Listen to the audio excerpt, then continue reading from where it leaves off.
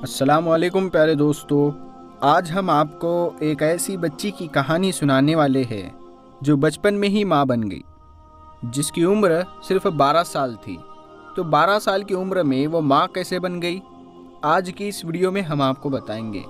उससे पहले अगर आपने हमारे चैनल को सब्सक्राइब नहीं किया है तो सब्सक्राइब ज़रूर कर ले। तो चलिए वीडियो शुरू करते हैं। पाकिस्तान के किसी गांव में जुबेदा नाम की एक औरत रहती थी।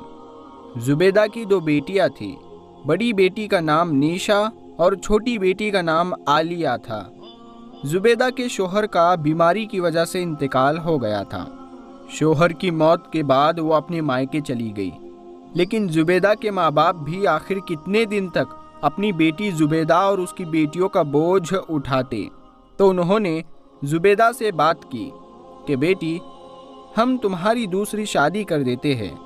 अल्लाह जाने हमारी कितनी ज़िंदगी अब बाकी है, हमारे बाद तुम किसके दर पर जाओगी। जुबेदा ने दूसरी शादी करने से इनकार कर दिया और अपनी बच्चियों को लेकर अपने शोहर के घर वापस आ गई। जुबेदा अपने शोहर की आखिर संभाली हुई कमाई आखिर कितने दिन तक खाती। तो जुबेदा ने हार मान ली और दूसरी शादी कर ली। जुबेदा के दूसरे शोहर का नाम अकरम था। अकरम जुबेदा की बेटियों को अपनी बेटी समझता था। वो उनसे बहुत प्यार करता था। अकरम की एक बैग की फैक्ट्री थी। जुबेदा अकरम की शादी को जब 1 साल हो गया तो जुबेदा ने एक बेटे को जन्म दिया। अकरम बहुत खुश था कि अल्लाह ने मुझे बेटा अता किया है। अकरम का ध्यान जुबेदा की बेटियों से कम होता जा रहा था और उसका रुझान उसके बेटे की तरफ हो गया था। और अगर उसका बेटा अगर ज़रा भी रोता था तो वो जुबेदा को डांटता था कि ये क्यों रो रहा है। इसीलिए जुबेदा का तकरीबन सारा ध्यान अपने बेटे की तरफ ही रहता था। नीशा और आलिया जब भी अपनी अम्मी को काम के लिए कहती तो जुबेदा नीशा से कहती, बेटी अब तुम बड़ी हो रही हो, तुम अपना काम खुद किया करो, साथ में अपनी छोटी बहन आलिया को भी देख लिया करो। नीशा अपने ज़्यादातर काम खुद करना शुरू हो गई थी और आलिया को भी कपड़े वगैरह पहना देती थी। नीशा की उम्र तकरीबन 12 साल की हो गई थी और नीशा जिस बाजी के पास ट्यूशन पढ़ने जाती थी उनकी शादी हो गई थी। नीशा स्कूल नहीं जाती थी क्योंकि जुबेदा जिस गांव में रहती थी वहां पर कोई स्कूल नहीं था। इस बार नीशा के अब्बू अकरम ये चाहते थे कि नीशा 8वीं के पेपर दे और मैं उसको गवर्नमेंट स्कूल में दाखिला करवा दूं। जब नीशा की ट्यूशन वाली बाजी की शादी हो गई तो जुबेदा ने अकरम से नीशा की बात की कि नीशा की ट्यूशन का क्या करना है। तो अकरम जुबेदा से कहने लगा कि तुम फिक्र मत करो, मेरे बड़े भाई का बेटा जो है वो MA करके शहर आ रहा है और उसको ट्यूशन सेंटर खोलना है, मैं उससे बात करूँगा, लेकिन नीशा को उधर ही रहना पड़ेगा। जुबेदा अपनी बेटी की पढ़ाई के लिए मान गई कि हाँ ठीक है, 1 महीने की ही तो बात है।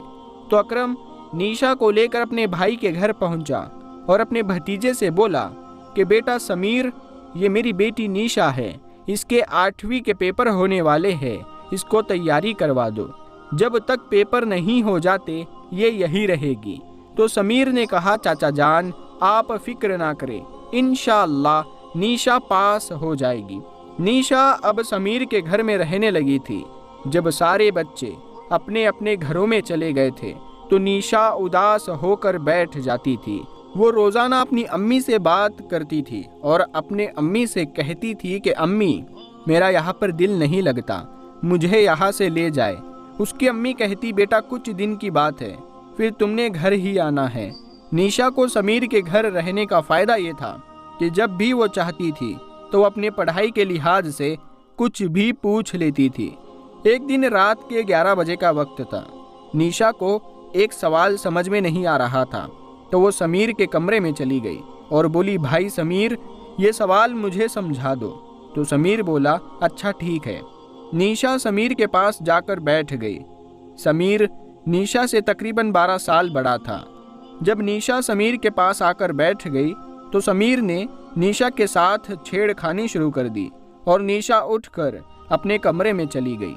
अगले दिन नीशा ने अपने अम्मी को फ़ोन किया, अम्मी मैं आपके पास आना चाहती हूँ, मैं आपके बगैर उदास हो गई हूँ। जुबेदा बोली, अच्छा मैं तुम्हारे अब्बू से बात करती हूँ, अगले दिन फिर निशा बच्चों के होते हुए समीर के पास गई तो समीर ने फिर उसका हाथ अपने हाथ में पकड़ लिया और उसके बालों को सहलाने लगा। निशा एकदम से पीछे हट गई। आज रात फिर निशा ने अपनी अम्मी से कहा कि अम्मी, अब्बू से कहो कि मुझे यहाँ से ले जाए, मेरा दिल नहीं लग रहा है। निशा जब भी अपनी अम्मी से बात करती तो वो खुलकर बात नहीं कर सकती थी क्योंकि समीर उसके पास ही खड़ा होता था। जुबैदा ने फिर अकरम को कहा कि निशा को ले आओ, वो उदास हो गई है। अकरम ने कहा आज फैक्ट्री से वापसी पर ले आऊँगा। रात के वक्त निशा के अब्बू अकरम अभी सोच ही रहे थे कि निशा को घर लेकर जाना है, लेकिन अचानक से 1000 बैग का ऑर्डर आ गया और सब काम करने वाले जा चुके थे।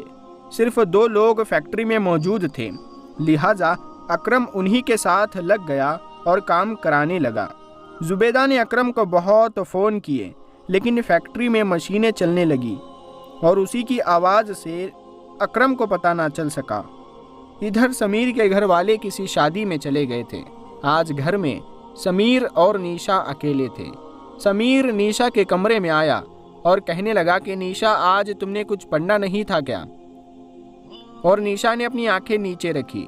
जब समीर निशा के करीब आकर बैठ गया तो निशा उठकर जाने लगी, तो समीर ने एकदम से उसको बेड पर धक्का दे दिया और उसको अपनी हवस का निशाना बनाया। अगले दिन निशा का अब्बू अकरम उसको लेने गया और बोला, मुझे तो लगता है कि तुम्हें पढ़ने में कोई दिलचस्पी ही नहीं है, जो रोज़ अपनी अम्मी को फ़ोन करके कहती रहती हो कि मुझे ले जाओ, मुझे ले जाओ, मुझे बुला लो। तो अकरम की इस बात पर समीर बोला कि हाँ चचा जान, आप सच कह रहे हैं, इसे पढ़ाई में कोई दिलचस्पी नहीं है। जिस दिन से आई है बस यही रट लगाई है कि मुझे घर जाना है, मुझे घर जाना है। तो अकरम बोला, बेटा समीर, मैं ही पागल था जो इनके शौक पूरे करने चला था। भला आज तक भी कोई सौतीली औलाद कभी किसी की अपनी बनी है? आज इस लड़की ने बता दिया कि मैं इसका सौतेला बाप हूँ। ये कहकर अकरम निशा को घर ले आया। निशा जब घर आई तो अपनी अम्मी के गले लगकर बहुत रोई और अपनी अम्मी को समीर के बारे में सब कुछ बता दिया कि अम्मी, पहले तो वह मुझे 3-4 दिन तक छेड़ता था और जिस दिन घर में कोई नहीं था उस दिन उसने मेरे साथ ज्यादती की। मैंने उसे बहुत रोका लेकिन वो बाज नहीं आया। जुबैदा ने ये सारी बातें अकरम को बताई तो अकरम ने फौरन अपने भतीजे को फ़ोन करके कहा कि समीर, ये तुमने क्या हरकत की है? तो समीर बोला, चचा जान, आजकल तो नेकी का कोई ज़माना ही नहीं है। मैंने तो आपके साथ नेकी की है और आप मुझे ये सिला दे रहे हैं। अल्लाह जाने आपकी बेटी कहाँ पर मुंह काला करके आई है और उसका इल्ज़ाम आप मुझ पर थोप रहे हैं। अकरम ने उसकी ये बातें सुनी तो जुबैदा से कहने लगा कि करवा दी मेरी बेइज्जती। मेरा भतीजा तो कह रहा है कि मैंने ऐसा कुछ नहीं किया और ना ही मुझे इस बारे में कुछ पता है। फिर अकरम अपनी बेटी निशा से कहने लगा, ऐसा कुछ नहीं है, ये सब निशा के ना पढ़ने के बहाने हैं, ये सब झूठ है। और अकरम ने निशा के मुंह पर थप्पड़ दे मारा और बोला, नहीं पढ़ने जाना है तो मत जाओ, कम से कम मेरे भतीजे के ऊपर इतना गंदा इल्ज़ाम तो ना लगाओ। ये कहकर अकरम अपने कमरे में चला गया। निशा अभी 12 साल की थी। उसके साथ जो सलूक जो समीर ने किया था उसने साफ साफ अपनी अम्मी को बता दिया। वक्त गुजरता गया, तकरीबन 5 महीने गुजर गए। निशा के जिस्म में काफ़ी फ़र्क आ गया था। एक दिन निशा की अम्मी ने उसकी हालत ख़राब देखी तो उसे अस्पताल लेकर गई। वहाँ जाकर निशा और उसकी माँ को पता चला कि निशा माँ बनने वाली है। तो निशा की माँ परेशान हो गई और निशा को अपने सीने से लगाकर रोने लगी। जुबैदा को समीर के ऊपर बहुत गुस्सा आ रहा था और वो सोच रही थी कि मैं समीर को अब नहीं छोड़ूंगी। तो फिर जुबैदा ने डॉक्टर से कहा कि क्या हम ये बच्चा ज़ाया करवा सकते हैं? तो डॉक्टर ने कहा, नहीं, माँ की उम्र बहुत कम है, अगर हम ऐसा करेंगे तो माँ और बच्चे दोनों की जान को खतरा है। जुबैदा बहुत डर गई और घर आकर अकरम को बताया तो मैं दोबारा अपने भाई और भतीजे से बात नहीं करूँगा। पहले जब मैंने उन्हें फ़ोन किया था तो उन्होंने मेरी बहुत बेइज्जती की थी। साथ ही साथ अकरम ने कहा कि अब ये लड़की अब इस घर में नहीं रह सकती। तो जुबैदा और निशा रोने लगी और जुबैदा कहने लगी, नहीं ऐसा ना करो अकरम, तुम्हारी मेहरबानी है, मुझसे मेरी बच्ची को दूर ना करो। अब वो उस हालत में नहीं कि मैं अब उसको छोड़ सकूं। अकरम, तुम्हारी मेहरबानी है, ऐसा ना करो। अकरम कहने लगा, जुबैदा, अगर तुम यही चाहती हो कि निशा जिंदा रहे तो इसे इस घर से जाना ही होगा। मैं लोगों के ताने नहीं सुन सकता। लोग तो मुझे ही बुरा समझेंगे, कहेंगे कि सौतेला बाप था, दिखा दी अपनी औकात। हम सबके लिए बेहतर यही है कि निशा इस घर से चली जाए और इसमें निशा की ही भलाई है। फिर अकरम निशा को लेकर अपने खाला के घर गया।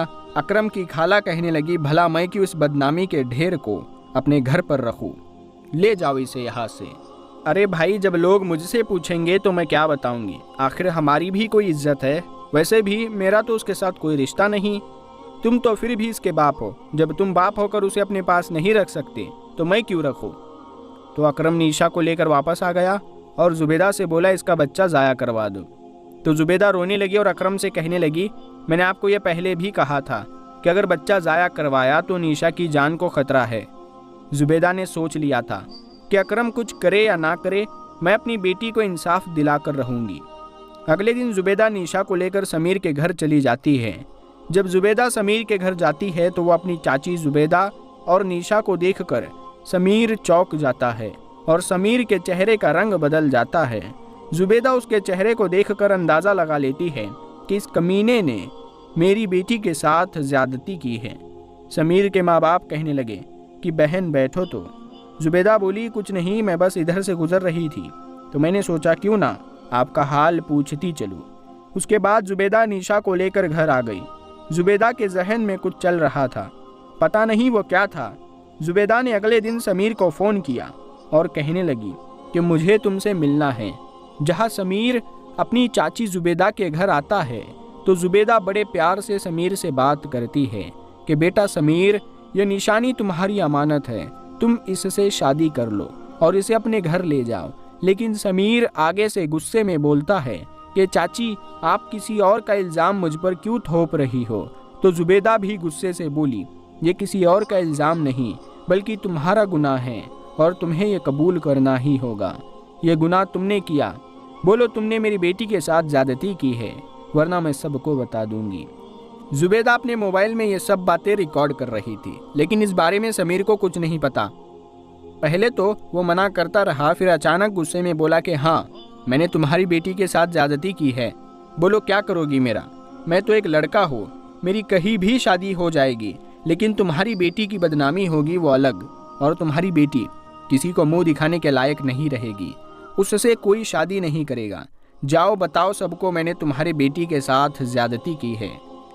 ये कहकर समीर वापस जाने के लिए मुड़ता है तो जुबेदा को समीर की बात सुनकर गुस्सा आता है और जुबेदा एक खंजर निकालती है और समीर की गर्दन पर दे मारती है और समीर की मौके पर ही मौत हो जाती है। उसके बाद जुबेदा अपनी बेटी को लेकर अपने बहन के घर जाती है और अपनी बहन को अपनी बेटी की सारी दुखी बातें सुनाती है। जुबेदा की बहन को यह सुनकर बहुत दुख होता है और वो जुबेदा की बेटी को अपने घर पर रख लेती है। उसके बाद जुबेदा को पुलिस समीर के कत्ल के जुर्म में पकड़ कर ले जाती है। अकरम को जब पता चलता है तो वो जुबेदा से मिलने थाने जाता है। जब जुबेदा से मिलता है तो वो उससे कहता है, जुबेदा ये सब तुमने क्या कर दिया। तो जुबेदा ने मोबाइल में जो रिकॉर्डिंग थी वो अकरम को सुना दी। तो अकरम बोला कि तुम मुझे बता देती, मैं खुद ही उसका कुछ कर डालता। तो जुबेदा कहती है, मैंने आपको बताया था लेकिन आपने कुछ नहीं किया। मुझे अपनी बेटी की तकलीफ देखी नहीं जा रही थी, इसीलिए अपनी बेटी को इंसाफ दिलाने के लिए मैंने ये सब किया। थाने के इंस्पेक्टर ने जुबेदा की रिकॉर्डिंग सुनी तो उसे भी बहुत दुख हुआ। फांसी और उम्र कैद के बजाय जुबेदा को 10 साल की सज़ा हो गई और इधर जुबेदा की बेटी निशा ने एक मुर्दा बच्चे को जन्म दिया। निशा की खाला उससे बहुत प्यार करती थी, इसीलिए निशा की खाला ने निशा की शादी अपने बेटे से करा दी और निशा आज खुशहाल जिंदगी गुजार रही है। प्यारे दोस्तों, जो समीर के साथ हुआ क्या वो इसी का हकदार था? आप हमें कमेंट करके ज़रूर बताएं और इस वीडियो को ज़्यादा से ज़्यादा शेयर करें और लाइक करें। हम मिलते हैं फिर एक अगली वीडियो में, तब तक के लिए अपना ख्याल रखिएगा।